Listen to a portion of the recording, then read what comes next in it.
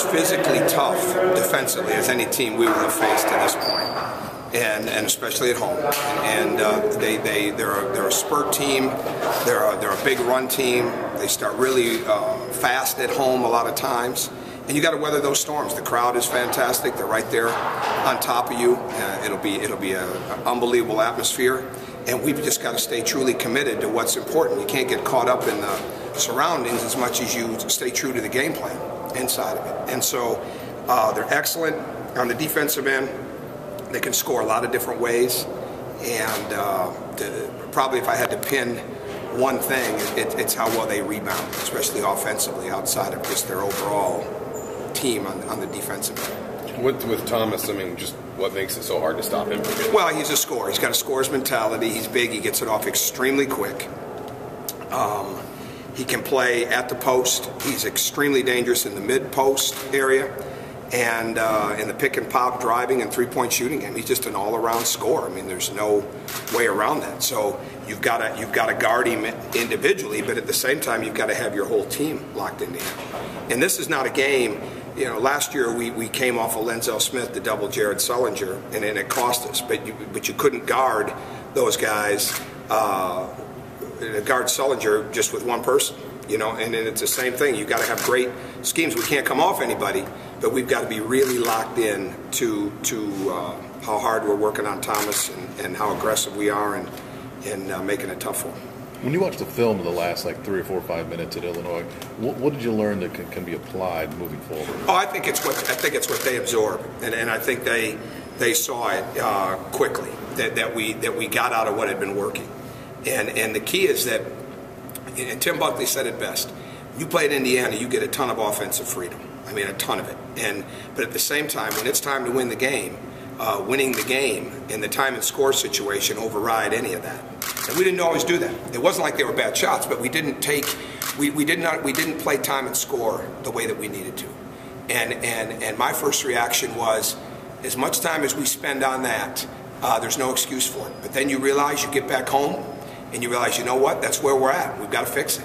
And it's so much of what the games are about. And so we went through it on film. We've reiterated it numerous times through some of our work. And it's just getting these guys to be more and more comfortable in those situations. And you've got to be able to change speeds with the ball. Okay, that's part of being a good ball handler. You've got to be able to change speeds in the game. Well, you got to be able to change speeds mentality-wise, and sometimes when you're going really fast and you want to play fast, you've got to really understand the time and score element of it, and we didn't do a great job of that.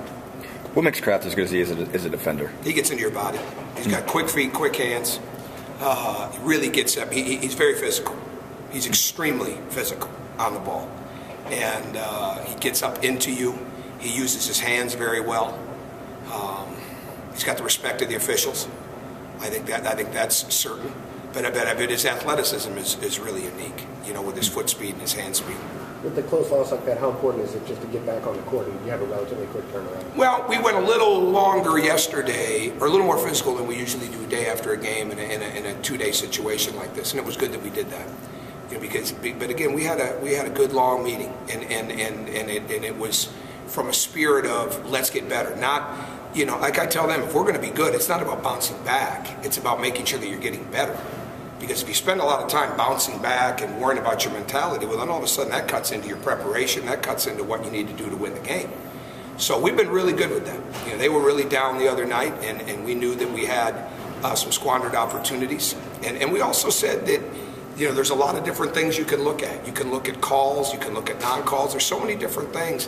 And you can't, nobody cares. You know, we don't get to take our excuse book with us. And we had, you know, we had other things behind the scenes that we had to deal with this week. It's just part of it. You know, it's part of, you know, being with young, I mean, they're young men. I mean, some of these guys are younger than others, obviously, in their experience of the league, but they're all 18 to 22-year-olds, and things go on. And so you have to be able to deal with that accordingly when you get into the game. Nobody cares. And that's where the togetherness really comes in. And the other night, the togetherness and the execution, when it was really good, it was really good, okay? And we did some really good things. But when it wasn't, it cost us. And at the end, it didn't trump the pressure of the game, and we've got to be better at that. You were talking about offensive freedom a little bit, I guess. I mean, I think Cody had 6 shots. I mean, is it concerned you that he's not getting the ball enough, or I mean, how do you look at it? It's still the aggressiveness. He still got fouled some, though. There's no doubt that he needs to get it more, and not just for the shooting, but for how much he gets fouled. And I'd say the same with Christian. And when you're shooting from the foul line the way that those guys are, it's got to be it's a bigger part of the game plan. And I mean, it is a big part of the game plan. It always is. Cody needs to get the ball more in the second half, but he needs to get it where he can not only score, facilitate for others, but where there's a lot of pressure on the opponent, and that's where the fouls come from. Are guys not looking to get it in there, or is it more? No, I think at the end of the game, it wasn't that as much as there's a fine line on the time and score element, and still at the end of the day, to us, in the other day, our defensive breakdowns were more costly than our offensive efficiency, because we came out of the corners, and you can't do that, and we had some miscommunications.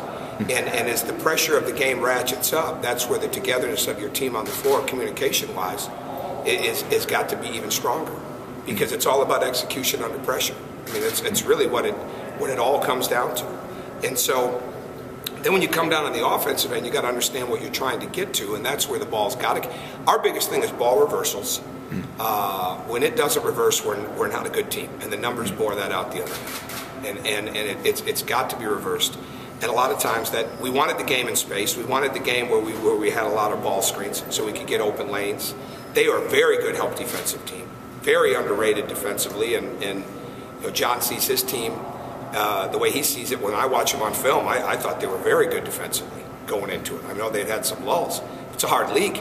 I mean, it's a very hard league. So I wouldn't say this in direct correlation with Cody or Christian, as much as to say we've got to get the ball in position to where we can get fouled more, especially at the end of games, because we're good at it and it sets our defense.